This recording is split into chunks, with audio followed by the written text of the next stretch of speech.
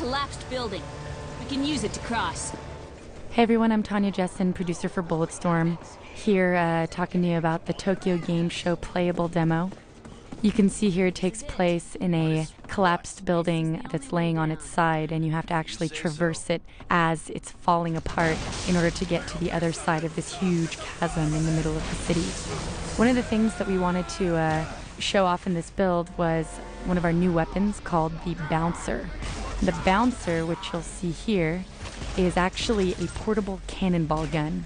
And the cool thing about it, when you think about the brute force of just launching a cannon, it's really kind of basic at its beginning premise, but the game takes it to the next level where you can even see you're leashing a guy, pulling down the environment and getting different skill shots. And here you see another one of our awesome chain gun encounters. Now there's a few different ways you can play this out. PCF loves doing the badass like thing that you would never think to do in a game, and so why not call an elevator, kill all the bad guys?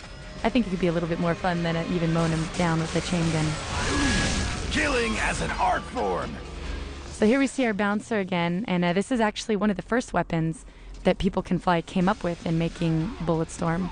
And it's taken on many different forms over the past few years. At one point, it even lit guys on fire, it exploded shrapnel, and we spent a very long time manipulating the best way to play with this weapon, and I think that we've definitely found the bullet storminess of it. And the charge shot for this gun is actually a cannonball that bounces in place that you can also interact with.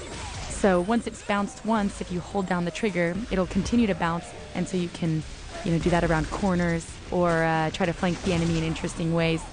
This was also one of the first levels that we started toying with kicking guys over ledges when we first prototyped it, and adding the scream as the guys fly down, and then that became a core game mechanic where we wanted levels that had a lot of ledges that you could kick guys off of if you so chose.